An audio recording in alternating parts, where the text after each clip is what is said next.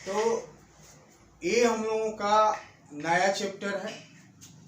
पिछले चैप्टर जो भी आपने पढ़ा है वो आपने रिवाइज किया और रिवाइज आप लोग करेंगे।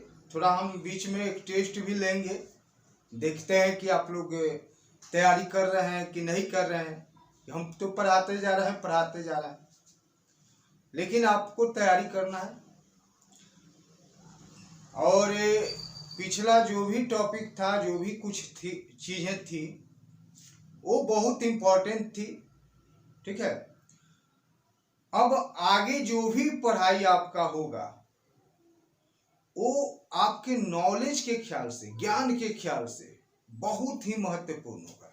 ठीक है, देखिए वंशागति और विविधता, पहले इस चीज को समझिए। वंशागति क्या है, इनहेरिटेंस क्या है। वंशागति का मतलब क्या, आप लोग ऐसे गांव में अपने दादा से, पिताजी से या शहर में आप ये सुनते आ रहे हैं कि हमारा वंश, हमारा पूर्वज इस तरह के थे, वैसे थे, तो उसका कुछ लक्षण, कुछ गुण हमारे अंदर में भी है।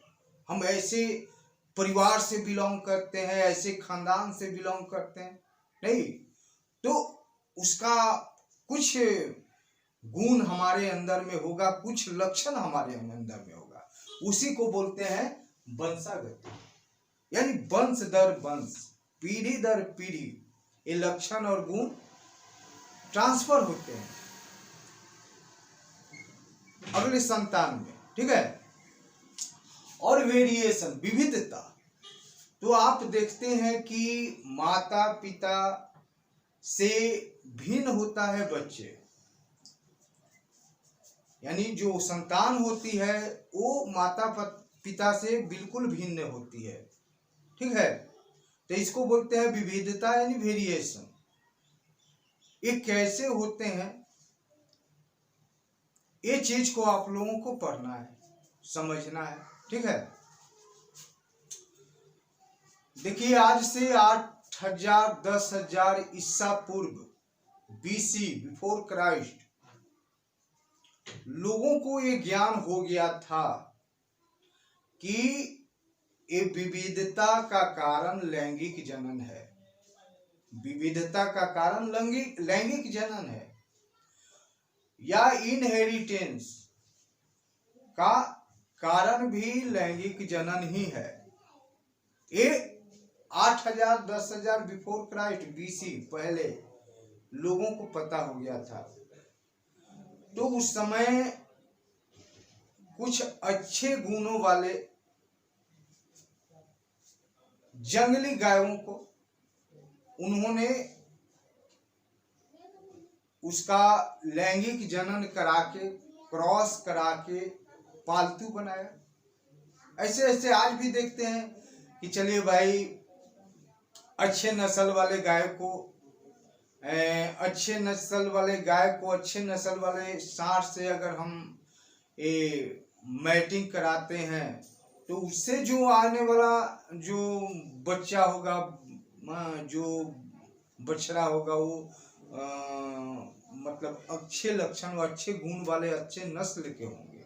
ऐसा आप लोग सुने हैं, पहले भी ये लोगों के दिमाग में था और उन्होंने ऐसा किया जिससे उत्तम किस्म के नस्ल प्राप्त हुए। जैसे हरियाणा के साहिवाल, यानी ये अपने देश का उत्तम किस्म का ये गाय का वैरायटी है।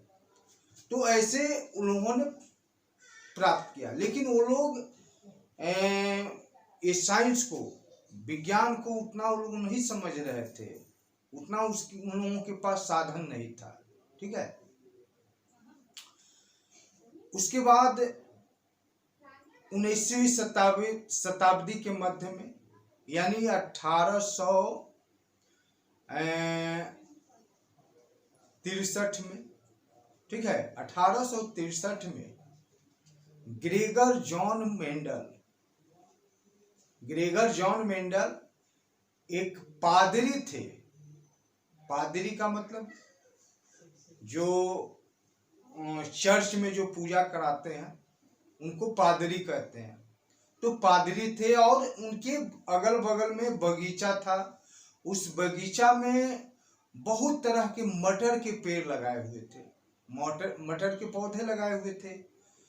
बहुत भी माने भिन्न भिन्न प्रकार के 14-15 वैरायटी के मटर के पेड़ थे। ठीक है, उन्होंने उस पर रिसर्च किया कि आखिर ये जो माने पीढ़ी दर पीढ़ी कुछ लक्षण, कुछ गुण अगले संतान में जाते रहते हैं, या उनके नेक्स्ट संतान की, अगले जनरेशन की जो फेस में विविधता आ जाता है, गुणों में विविधता आ जाता है, आवाज में अंतर आ जाता है। नहीं, यानी ये अंतर क्यों आता है, इसका क्या कारण है? तो ये सब चीज के लिए इन्होंने जेनेटिक्स को, अनुवांशिकता को जानने का उन्होंने प्रयास किया। ठीक है, और उनको पेड़ पौधे में बहुत अधिक रुचि थी, तो उन्होंने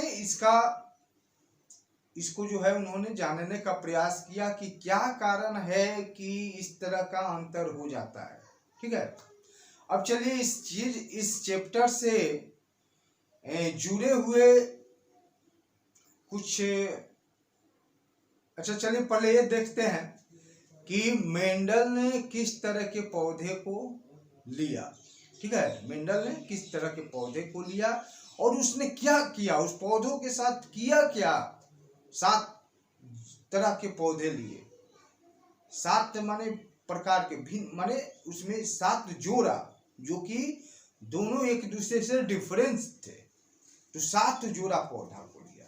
ठीक है, और उस पर रिसर्च किया। तो उस पर रिसर्च क्या किया, वो रिसर्च मतलब क्या था। ठीक है, इस चीज को हम लोग अभी देखते हैं।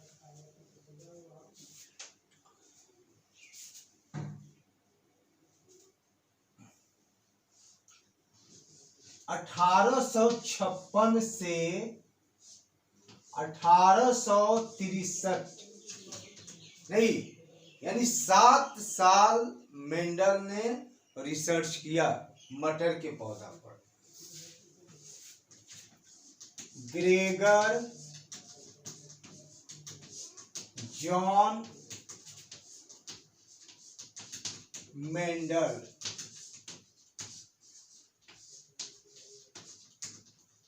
1856 से लेकर 1863, यानी 4 और 3 7 साल, 7 साल ग्रेगर जॉन मेंडल ने मटर के पौधे पर रिसर्च किया। क्या चीज के पौधे पर? मटर के पौधे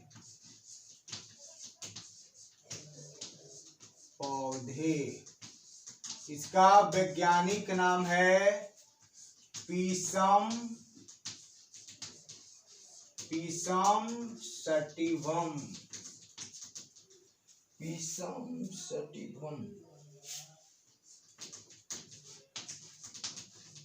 इसका वैज्ञानिक नाम है पीसम सटिवम। मटर के पौधे को लिया था, 7 प्रकार के मटर का पौधा।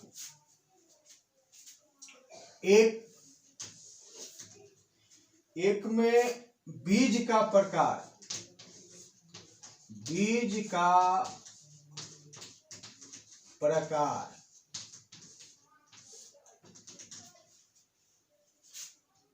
का प्रकार कैसा था? गोल। एक था गोल और दूसरा था झुर्रीदार।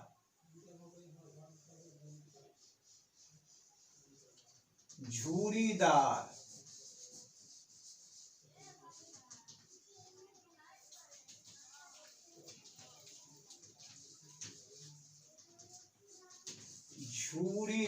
यानी चिपका हुआ, कहीं कहीं चिपका हुआ, झुर्रीदार। दूसरा था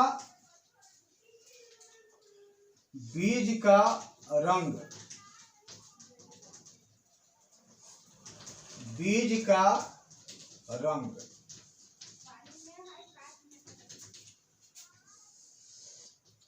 एक हरा और दूसरा पीला। दोनों गोल थे लेकिन कलर अलग अलग था।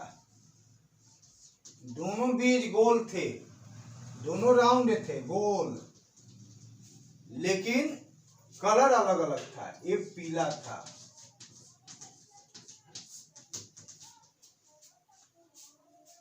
उसके बाद तीसरा,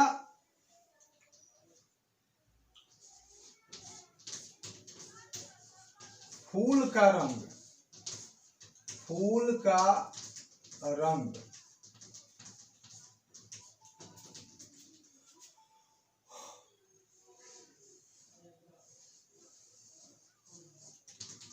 ये फूल का रंग एक था बैगनी, बैगनी, और दूसरा था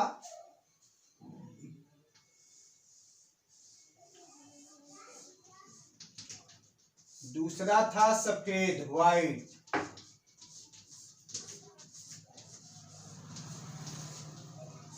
दूसरा सफेद था।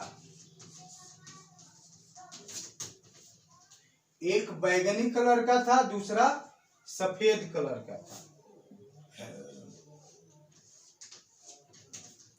अब फली का आकार, फली यानी फल, फली जो होता है ना, जिसको बोलते हैं हम लोग छेमी, मटर का छेमी, वो फली का आकार।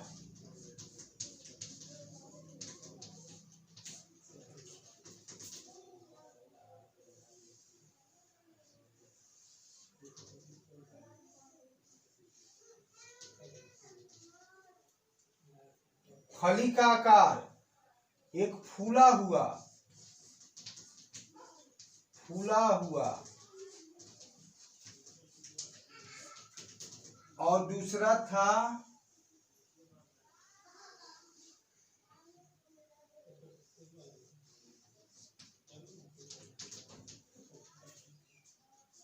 सिकुड़ा हुआ, सिकुड़ा हुआ।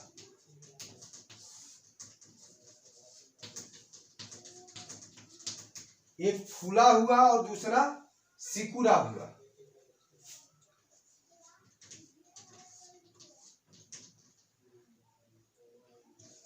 फली का रंग, फली का रंग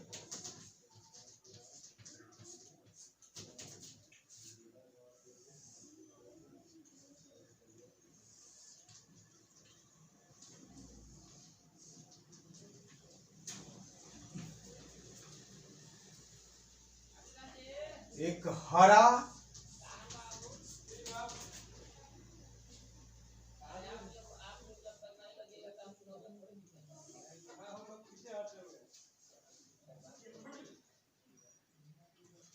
और एक पीला, पीला।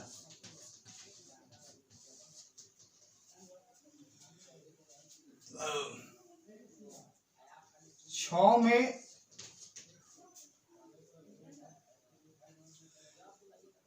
तो बीज का प्रकार गोल झुर्रीदार, बीज का रंग हरा और पीला, फूल का रंग बैगनी और सफेद, फली का आकार फूला हुआ, एक सिकुड़ा हुआ, फली का रंग एक हरा और एक पीला।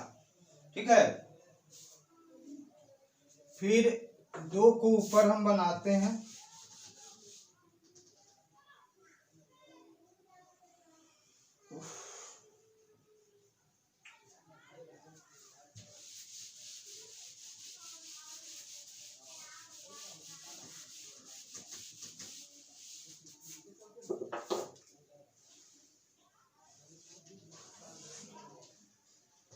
फूल की स्थिति, फूल की स्थिति।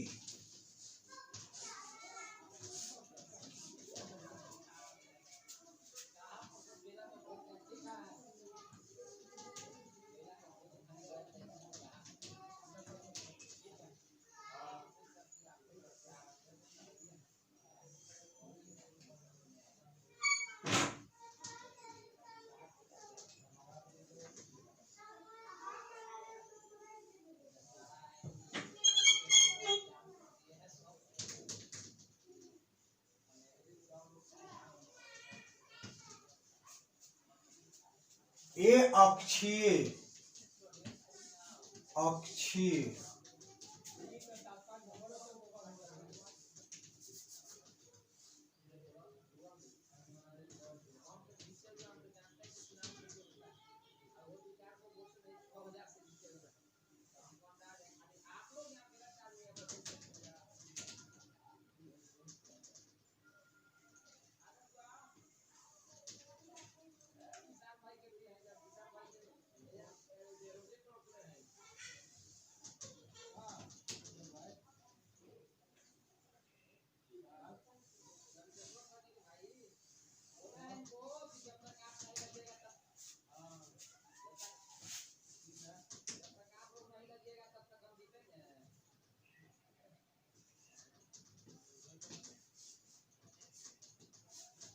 अंत।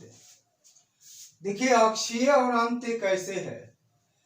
यहाँ पर आप देख रहे हैं कि यहाँ पर एक फूल है, तो इसके सामने नहीं है, इसके सामने नहीं है बल्कि कुछ आगे हट कर, यानी एकांतर कोण जैसा। एकांतर कोण आप देखते हैं कि यहाँ होता है किधर होता है, तो एकांतर इसको बोलते हैं। तो एकांतर है यानी इसको अक्षीय बोलते हैं, यानी एक साथ नहीं है।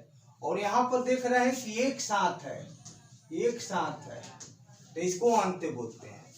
तो फूल की स्थिति यानी इस तरह के एक फूल वाले पौधे और इस तरह के एक फूल वाले पौधे, ठीक है, बोल दिया। तो ये छठा प्रकार हुआ।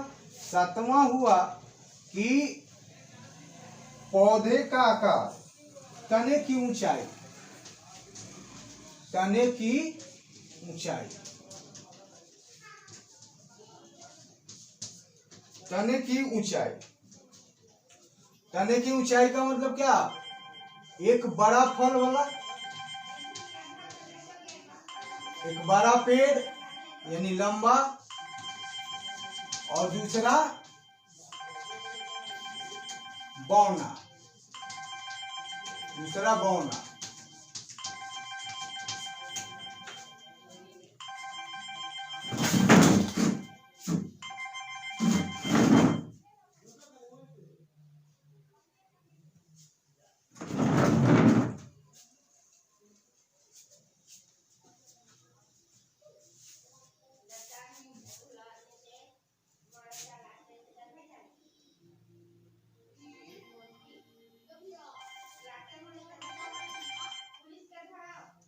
हाँ हेलो, हाँ 1 बजे आना, 1 बजे, ठीक है।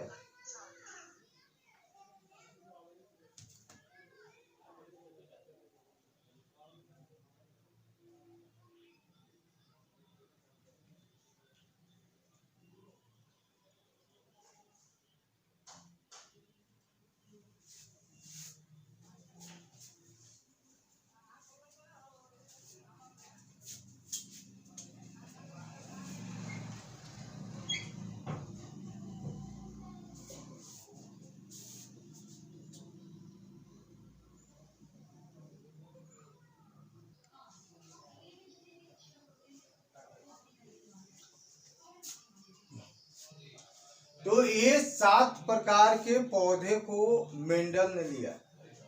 लाइट 7 प्रकार के पौधे को मेंडल ने लिया और इस पर उन्होंने 7 साल तक रिसर्च किया, ठीक है। अब ये रिसर्च किस प्रकार किए होंगे इस चीज को हम थोड़ा सा समझाते हैं। इस रिसर्च में उन्होंने पाया क्या और ये रिसर्च किस प्रकार किया।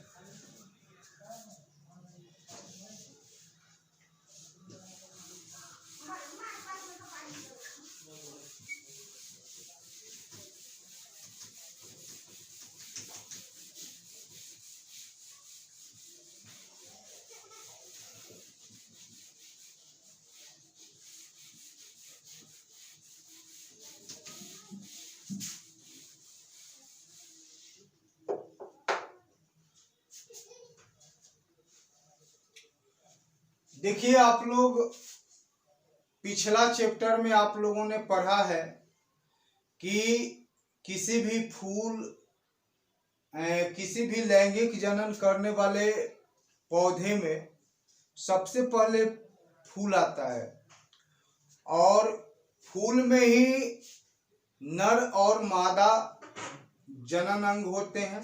ठीक है, नर और मादा होते हैं, और उनमें उनके बीच निषेचन होता है, हवा के द्वारा हो या कीट के द्वारा हो।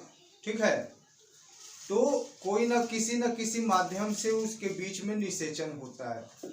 इसके बाद आपको पता हो गया कि बैगिंग विधि द्वारा बैगिंग विधि द्वारा भी निषेचन, एक कृत्रिम निषेचन किया जाता है। अच्छे अच्छे गुण वाले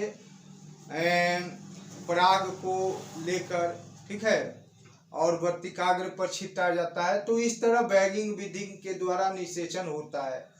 तो मेंडल ने उसी प्रकार का निषेचन किया। मान लीजिए कि ये गोल बीज वाला, मान लीजिए कि गोल बीज वाला पौधे को उन्होंने एक लिया, ये गोल बीज वाला एक तरफ जो है गोल बीज वाला पौधे को लगाया। मान लीजिए कि इस क्यारी में जो है, इस क्यारी में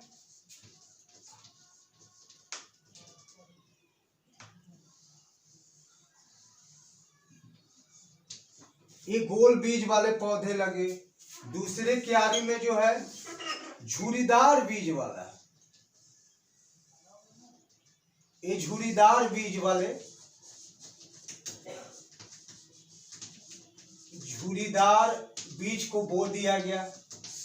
एक तरफ गोल बीज को बो दिया गया, दूसरी तरफ झुरीदार बीज को बोया गया। अब इससे भी पौधे आए।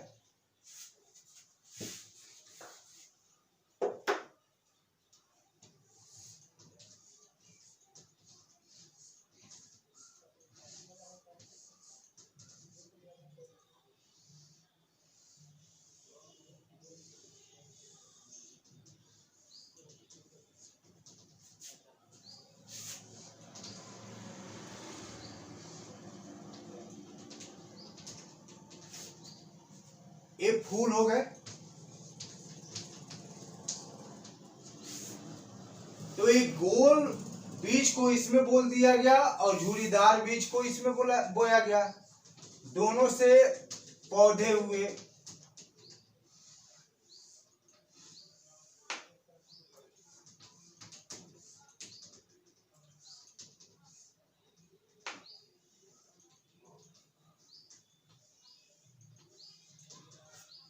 दोनों के पौधे हुए। ठीक है, ये गोल बीज वाले और ये झुरीदार बीज वाले, दोनों पौधे हुए। ठीक है, अब हुआ क्या कि इसके केवल पराग कण को, इसको केवल पराग कण को रखा गया। इसके केवल पराग कण यानी क्या बोलते हैं, पुंकेसर को इसको छोड़ दिया गया। पुंकेसर ये केवल रह गए। ठीक है, पुंकेसर, ये पुंकेसर केवल रह गए और इसमें केवल स्त्री केसर को छोड़ा गया। इसमें केवल स्त्री केसर को छोड़ा गया। ये वर्तिकाग्र है। ठीक है, आप बैगिंग विधि को आप लोगों ने पढ़ा है, आप लोगों ने देखा है कि बैगिंग विधि में क्या होता है, किसी का स्त्री केसर को हटाकर किसी फूल में केवल पुंकेसर को छोड़ दिया जाता है, स्त्री केसर को हटा दिया जाता है, और किसी में केवल स्त्री केसर को ही रखा जाता है, पुंकेसर को हटा दिया जाता है। ठीक है, और इसको ढक दिया जाता है बटर पेपर से। ठीक है, तो मेंडल ने ऐसे ही किया होगा। एक में क्या लगाया, केवल झुरीदार बीज को बो दिया और दूसरे तरफ केवल गोल बीज वाले को बो दिया। ठीक है, मटर के गोल बीज को बो दिया, एक तरफ झुरीदार। दोनों के पौधे उगे और दोनों के जब फूल आए, ठीक है, निषेचन का टाइम हुआ, तो इसको क्या किया गया, इसमें वर्तिकाग्र को हटाया गया, केवल पुंकेसर को छोड़ा गया, और इसके जो है स्त्री केसर को हटाकर पुंकेसर छोड़ दिया गया, और इसमें पुंकेसर को हटा दिया गया। जब पुंकेसर जो है, पुंकेसर में जब पराग कण आए तो इस पराग कण को लेकर क्या किया, इस पर छिड़क दिया गया। ठीक है, छिड़क दिया गया। छिड़कने के बाद अब निषेचन हो गया। ठीक है, निषेचन होने के बाद जब ये मटर के पौधे तैयार हो गए, उसमें जब फली धर लिया, बीज धर लिया, ठीक है, तो उस बीज को देखा क्या कि ये बीज तो झुर्रीदार था और ये था गोल। लेकिन जब क्रॉस करा दिया गया, निषेचन करा दिया गया, तब इसका जो है जितना भी बीज था सब हो गए गोल, सब गोल हो गए, उसमें एक भी झुर्रीदार नहीं आया। ठीक है, सब कैसा आ गए, गोल आ गए, एक भी झुर्रीदार नहीं आया। ठीक है, तो अब इसको हम बाद में बताते हैं कि ये काहे ऐसे हुआ, मेंडल ने इसके द्वारा क्या प्रूफ किया, इसको हम बाद में बताते हैं। इतना आप समझ लीजिए कि मेंडल ने इस प्रकार से मटर के पौधे को पर रिसर्च किया। ठीक है, बार बार रिसर्च करके उसका रिजल्ट को उसने क्या किया कि पूरा संख्या के आधार पर उस सारे चीज को नोट करते गए।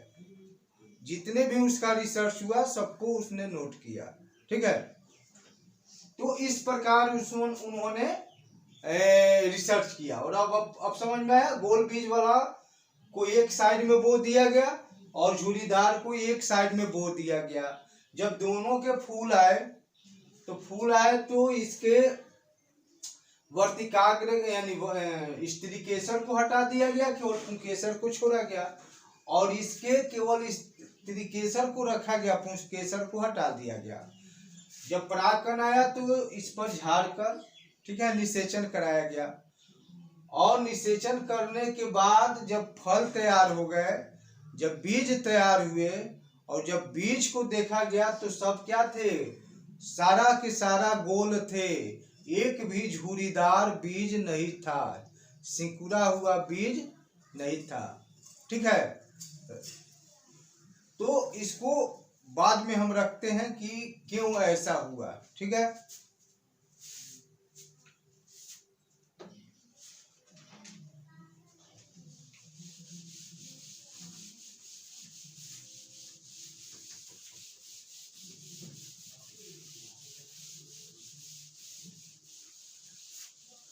अब इस चैप्टर में कुछ ऐसे शब्द आए हैं, उसके बारे में हम एक बार चर्चा कर लेते हैं, फिर आगे हम लोग बढ़ेंगे। इसमें एक आया है कि एलील।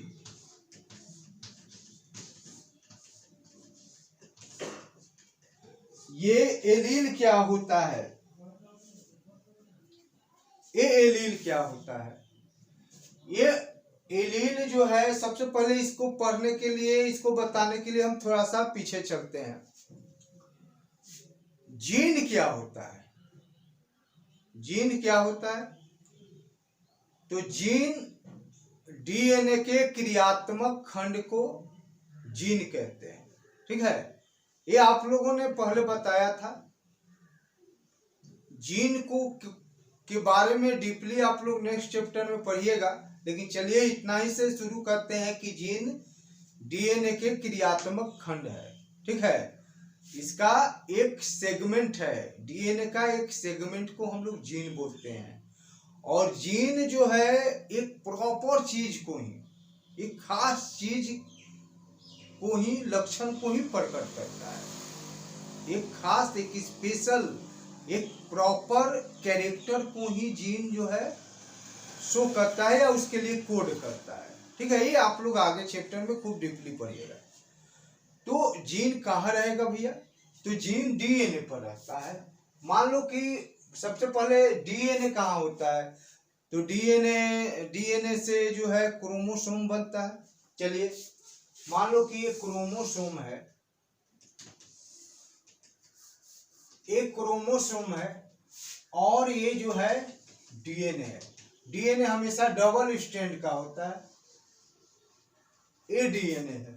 ठीक है, ये क्रोमोसोम है और क्रोमोसोम में डीएनए, और डीएनए पर जो है जीन होता है। डीएनए पर क्या होता है, जीन होता है, जो कोई स्पेशल कैरेक्टर को कोडिंग करता है। ठीक है। अब मान लो कि आपको पहले भी हमने बताया था कि जब माँ और पिता जब सेक्सुअल इंटरकोर्स करते हैं तो सेक्सुअल इंटरकोर्स में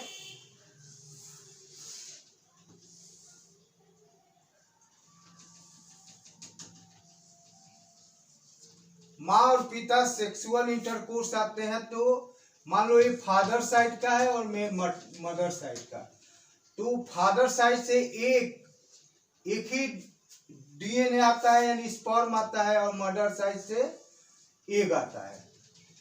ये जब फ्यूज करते हैं, दोनों जब निषेचन करते हैं, ठीक है, तो ये दोनों मिलकर क्या बना, दोनों मिलकर क्या बना, जाइगोट बनता है। ये दोनों मिलकर जाइगोट बनता है। तो फादर साइड से भी एक डीएनए आता है, आधा डीएनए, फादर साइड से आधा डीएनए और मदर साइड से आधा डीएनए, यानी 23 जो है क्रोमोसोम इधर से और 23 क्रोमोसोम इधर से आते हैं और बन जाते हैं 46। ठीक है। तो आधा इधर से आया और आधा इधर से आया। ठीक है। तो ये डीएनए आया, आधा इधर से आया, ये डीएनए आया इधर से, तो ये डीएनए पर क्या है, जीन है, तो ये जीन भी आए, ये जीन भी, दोनों आए। ठीक है।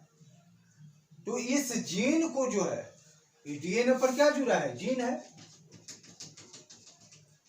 जैसे मान लो कि हम कल बताए थे कि आंख को बनाने वाला जीन, जो आंख को के लिए कोडिंग करता है यहाँ, ठीक है, उसके लिए जो जिम्मेदार जीन होता है, तो मान लो कि यहाँ पर है और ये भी मान लो यहाँ पर है, ये मदर साइड में भी यहाँ पर भी है, और यही जो है ये तो सब आ रहा है ना, तो ये भी नेक्स्ट जनरेशन में यानी संतान में यही जीन क्या करेंगे, संतान के आंख का भी कोडिंग करेंगे, आंख के लिए भी जिम्मेदार होंगे।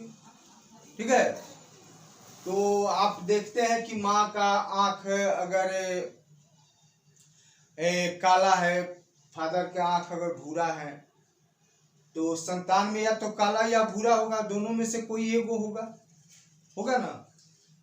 तो ये दोनों जीन आए तभी ना एक हुआ, यानी एक जो है साइलेंट हो गया और एक दिखाई देने लगा।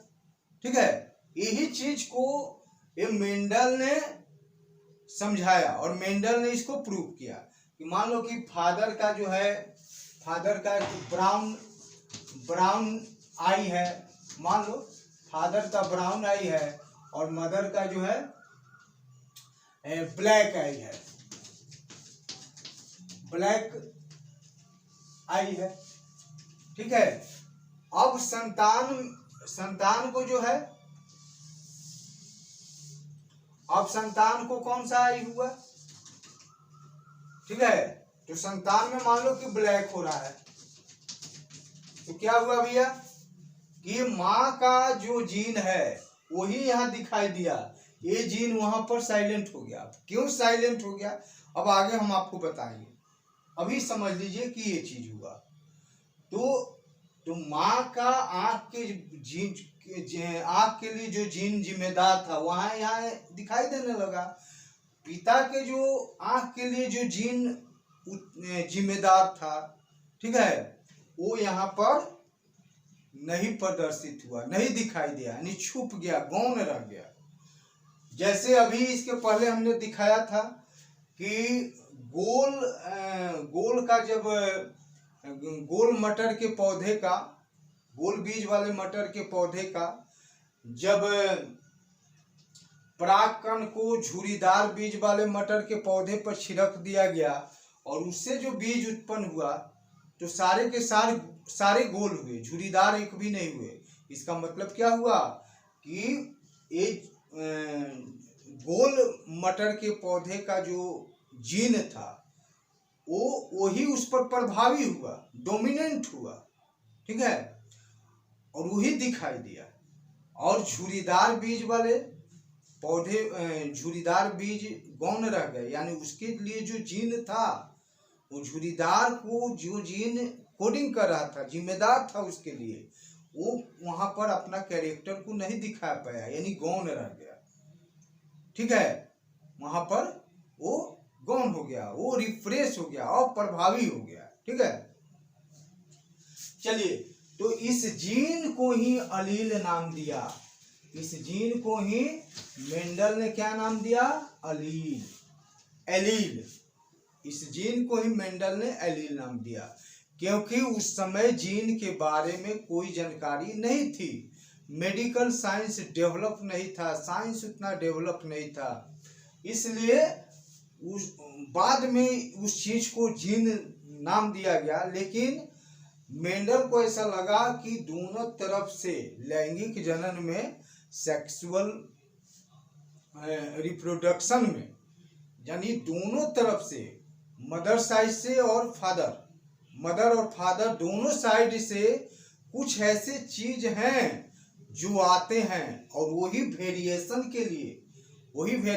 के लिए जिम्मेदार होते हैं।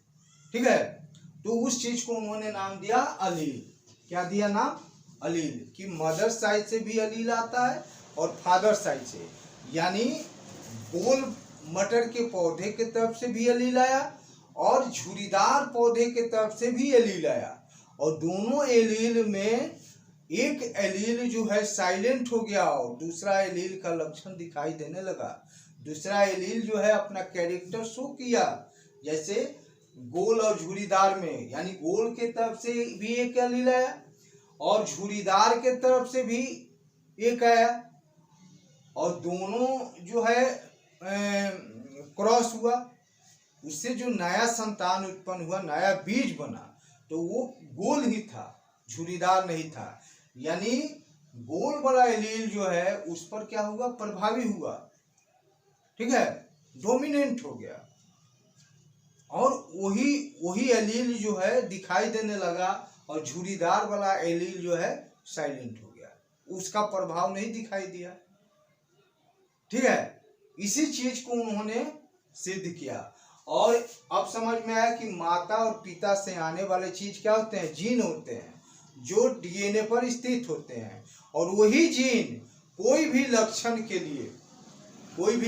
के लिए जिम्मेदार होते हैं। तो मेंडल ने उसको दिया नाम अलील। ठीक है, अब जो है दूसरा में हम लोग आते हैं कि समयुग्मजी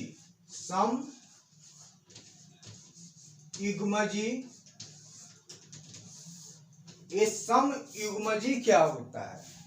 समयुग्मजी यानी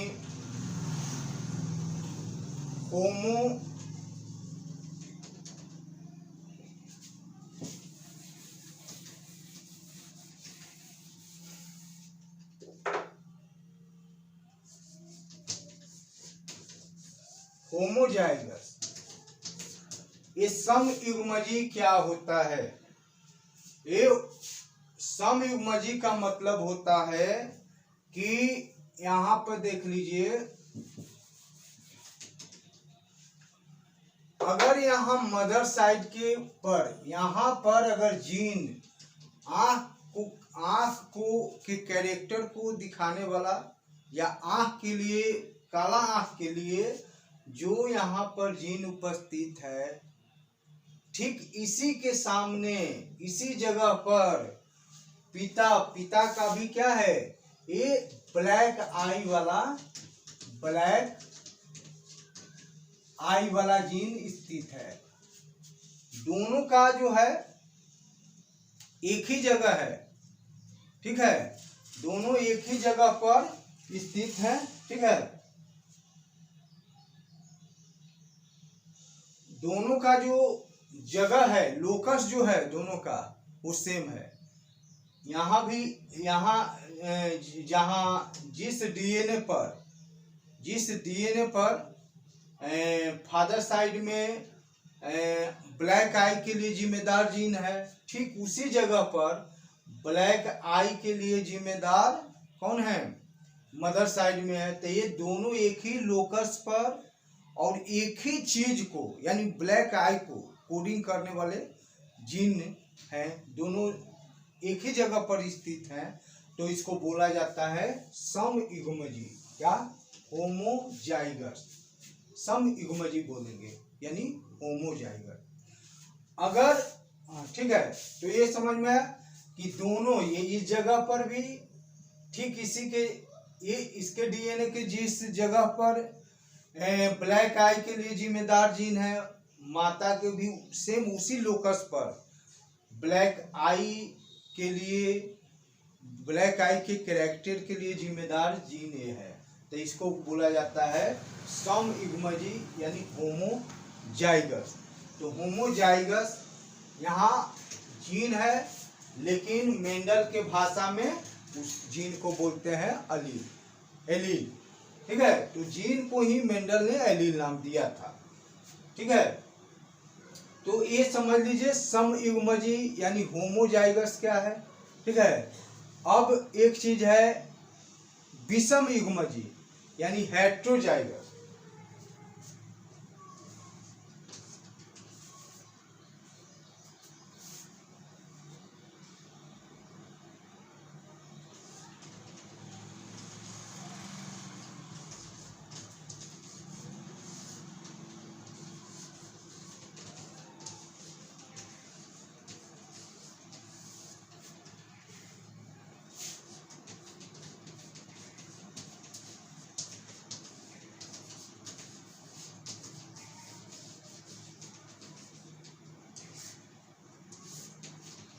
हेटेरोजाइगस यानी विषम युग्मजी, ये क्या चीज है, इस चीज को आप लोग जरा समझ लीजिए।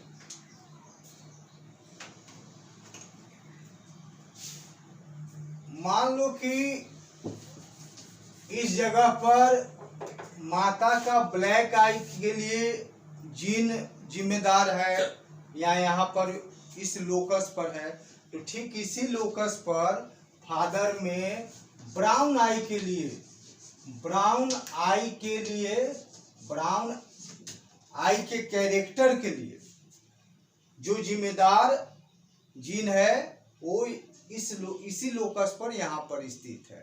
तो दोनों में डिफरेंट हो गया। इस लोकस पर जो है ब्राउन आई के लिए जिम्मेदार जीन फादर साइड में है, मदर साइड में इस लोकस पर ब्लैक आई के लिए जिम्मेदार जीन है, तो दोनों में डिफरेंस है, दोनों एक जैसा नहीं है। इसको बोलेंगे विषम युग्मजी, हेट्रोजाइगस। ठीक है, समयुग्म होमोजाइगस का मतलब एक ही तरह, यानी यहाँ ब्लैक तो यहाँ भी ब्लैक।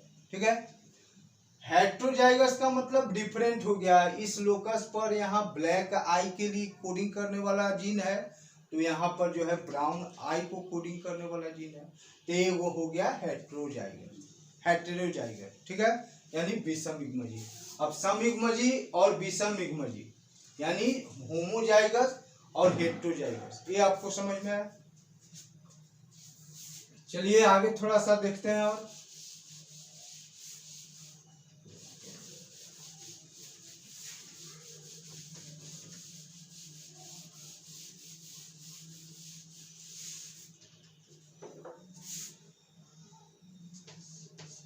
फिनोटाइप,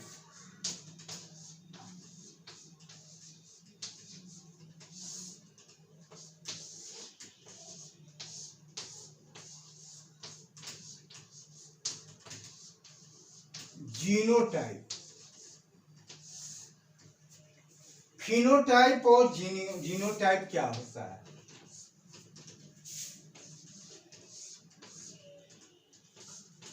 F1 यानी फिलियल वन, फिलियल वन यानी प्रथम पीढ़ी, इसको बोलेंगे प्रथम पीढ़ी।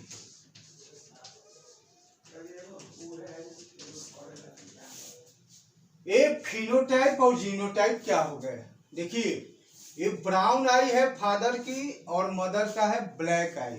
ठीक है, अब जो है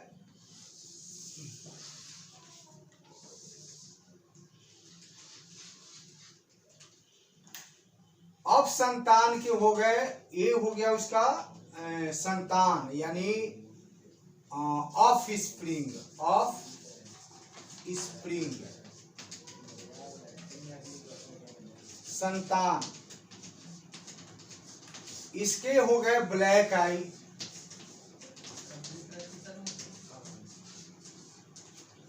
ये संतान है इसका। तो इसका हो गया ब्लैक आई, तो इसका स्पर्म आया और इसका एग, दोनों फ्यूज किए, दोनों के लक्षण है, दोनों के जीन है यानी अलील है, मेंडल के अनुसार अलील आया, और इसका हो गया ब्लैक आई। ठीक है, अब देखिए फिनोटाइप जो दिखता है अगला संतान में, जो दिखता है फिनोटाइप का मतलब क्या हुआ कि अगला संतान, अगला जो पीढ़ी है यानी फर्स्ट पीढ़ी, फिलियल वन, यानी ये दोनों का जब लैंगिक जनन हुआ, सेक्सुअल रिप्रोडक्शन हुआ, उससे जो नया एक संतति आया, तो ये हो गया फिलियल वन। ये क्या बनेंगे? F1 filial one. Filial one में इसमें दिख क्या रहा है? हमारे आंख से दिख क्या रहा है? जो दिख रहा है वो फिनोटाइप, जो दिख नहीं रहा है वो जीनोटाइप। तो दिख क्या रहा है कि इसके आई है ब्लैक है, इसके आंख जो है काला है। ठीक है, ये दिख रहा है। ठीक है, तो हमने क्या किया भाई कि इसका आंख किसके तरह है? तो इसके आंख मम्मी के तरह है। नहीं, यानी जो दिख रहा है वो फिनोटाइप, जो दिख नहीं रहा है वो जीनोटाइप है। फिनोटाइप जो दिख रहा है, जो दिख रहा है, जो संतान में दिख रहा है, विजिबल है, दिख रहा है, जो संतान में दिख रहा है वो फिनोटाइप। जो दिख नहीं रहा है, जो दिख नहीं रहा है, जो दिख नहीं रहा है, जो दिखाई नहीं दे रहा है, तो क्या नहीं दिखाई दे रहा है?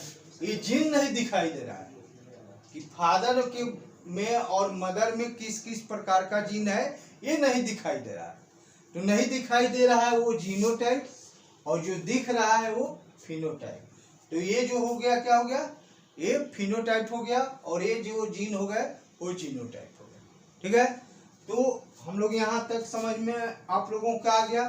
एलील समझ में आ गया, जीन को एलील कहते हैं। दूसरा समयुग्मजी यानी होमोजाइगस है, जो एक जैसा, एक ही लोकस पर एक जैसा अगर जीन है तो उसको होमोजाइगस। ठीक है, हेट्रोजाइगस अगर अलग अलग जीन है तो उसको बोलेंगे हेट्रोजाइगस। ठीक है, उसके बाद फिनोटाइप जो संतान में विजिबल है, दिख रहा है, वो फिनोटाइप। जीनोटाइप जो नहीं दिख रहा है वो जीनोटाइप। ठीक है, फिलियल वन यानी ये जो है इससे जो आगे का एक पीढ़ी बढ़ा उसको हम लोग फिलियल वन बोलेंगे। ठीक है, F1 बोलेंगे यानी फिलियल वन, या फर्स्ट पीढ़ी बोलेंगे, प्रथम पीढ़ी बोलेंगे। ठीक है, तो ये जो शब्द हैं, ये शब्द NCERT के हैं। पहले इस शब्द को समझने का प्रयास करेंगे। ये शब्द आपको समझ में आ गया, इसके मतलब समझ में आ गया, मीनिंग समझ में आ गया। ठीक है, इसके लिए 2-4 बार वीडियो देखिए, डाउनलोड कीजिए वीडियो को और इसको अच्छा से समझिए। ठीक है, फिर हम आगे मिलते हैं।